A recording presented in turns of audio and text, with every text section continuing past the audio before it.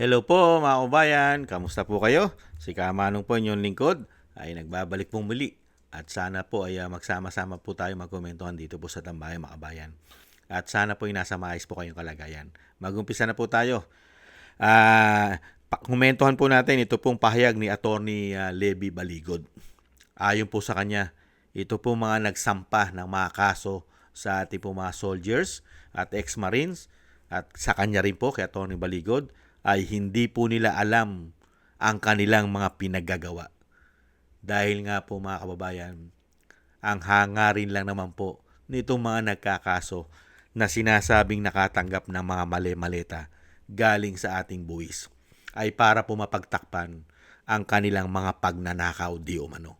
Pakinggan po natin panoorin si Atty. Levy Baligod at komentuhan po natin. Mag-umpisa na po tayo mga kababayan.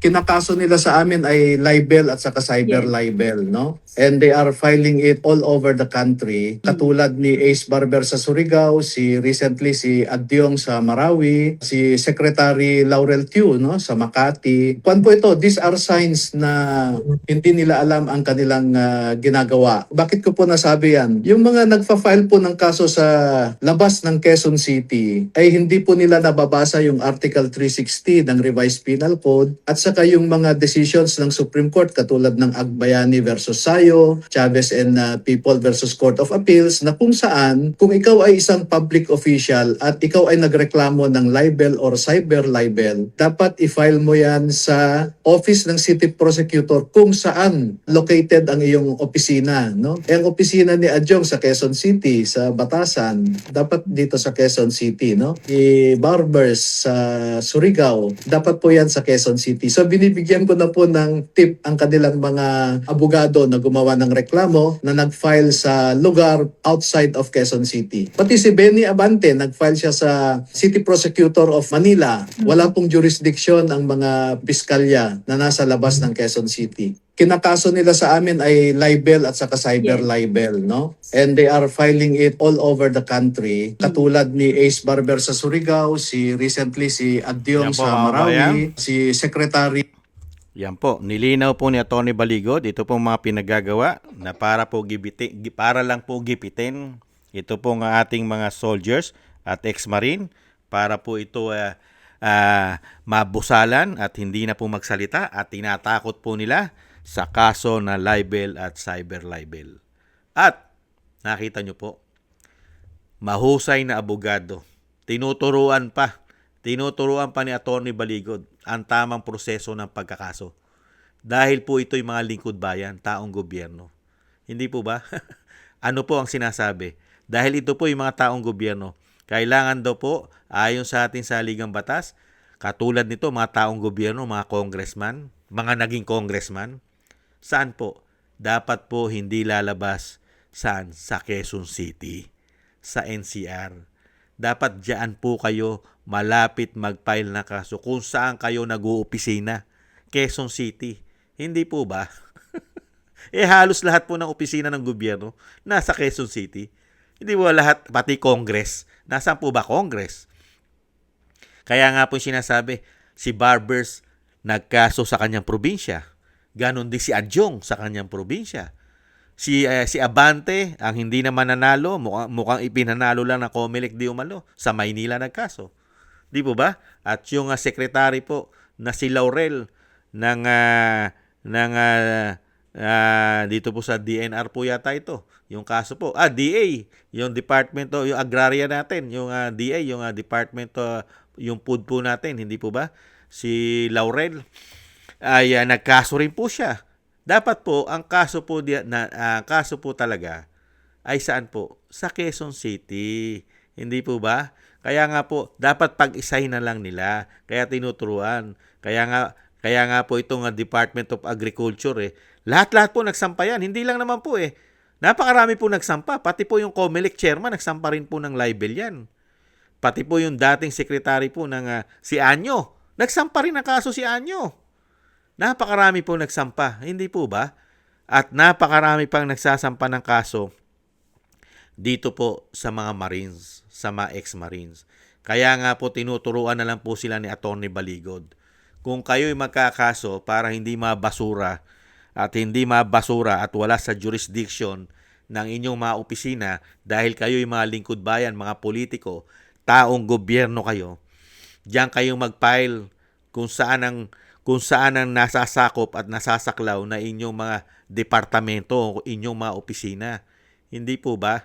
Kasi nga po mga kababayan, isa rin po nakikita natin dito. Kaya dinadala nila sa mga probinsya nila. Mga kababayan, ano po gusto nila mangyari? Hindi po ba pwedeng magkaroon dito ng sabwatan, di umano? O magkaroon na po pwede nilang gawa ng hindi maganda, di umano, ang mga soldiers at ex-marine at pinahihirapan nila ng husto dahil kung saan-saan mo dadalin ang kaso? Hindi po ba? Isa po yan sa nakikita po natin na po pwede nilang gawin isa sa panggigipit nila. At meron pong hindi magiging safe itong mga Marines at mga ex-soldiers dahil nga po ikinakalat nila ang kanilang kaso sa buong Pilipinas. Hindi po ba manganganib din ang security at seguridad ng mga ex-soldiers? Yan yata ang gusto nilang mangyari. Hindi po ba? Kaya nilinaw pong mabuti ni Atty. Baligod na itong mga tao na ito, itong mga politiko na ito na nasasangkot sa isang damukal na isyu ng korupsyon at male-maleta. Tinuturuan niya mga abogado. Yang mga kliyente mo ay dapat mong turuan itong mga abogado na diyan kayo magsampa sa Quezon City. At darating naman po ang panahon, ito pong mga politiko na ito ay magsusulit at mananagot po sa mga ginawa nilang kawalangian at pagnanakaw sa pera ng taong bayan. Hindi po ba? Mas paniniwalaan ng Pilipino ang mga soldiers, mga ex-marine, kaysa sa mga politikong nagsisiyaman, nakakabili pa ng mga ari-arian sa ibang bansa. Isang damukal ng mga properties. Hindi po ba? Napakaganda ng mga sasakyan. May mga eroplano, may mga chopper, may mga yate. Hindi po ba? Mga politiko lang yan. Pero yumayaman ang ubod ng yaman. Tapos sila yung hindi magnanakaw. At ang sinungaling yung ginagamit nila na taga-deliver. Yung pang sinungaling na ginagamit nila na proteksyonan yung mga perang ninanakaw nila. Pinoproteksyonan lang nila dahil inuutosan sila ng mga politikong magnanakaw at pinadi-deliver sa kanila.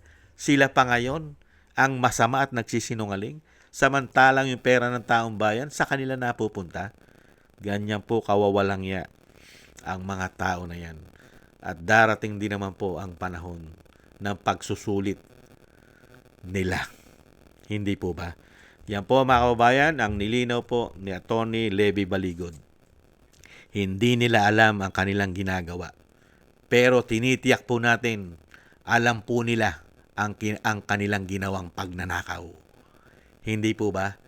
Yung pagsasampa ng kaso, hindi nila alam ang ginagawa nila. Pero tinitiyak naman natin, yung pagnanakaw na ginawa nila ng mahigit 3 taon ay alam na alam nila na ginawa nila ito.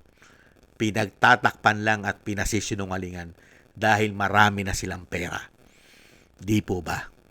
Maraming salamat po mga kabayan sa nagusto po ng ating tambayang makabayan.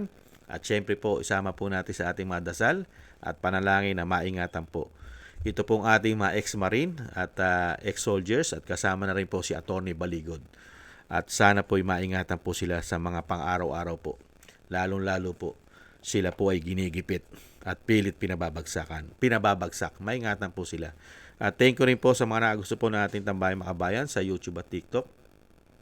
At ganun din po sa mga nagko-comment, like, share, and subscribe at patuloy po nagsusubscribe.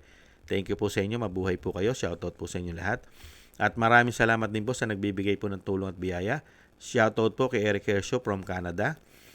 Kay Jem Aris from United Arab Emirates. Baby Roman, Ate Isa from Cagayan Bali. Ako si Ani Jo. Ako si Pilam. Jovelyn Watanabe ng Japan, from Japan. Kay Mary Natividad Blinden from Netherlands, Norma Garcia, Gayat Siena, Tatay Nick from Toronto, Canada. Kay Jesus Valdepena, Rolando Guerrero, Milayi, Felipe Shapno from Texas, USA. Rolando Timbol from Alberta, Canada. Ma'am LB Sermani from North Miami, Florida, USA. Melchorita Espinosa from Orlando, Florida, USA. Arthur Estraniero from USA. Randy Crispino from Pasig. Mika Ligaspi.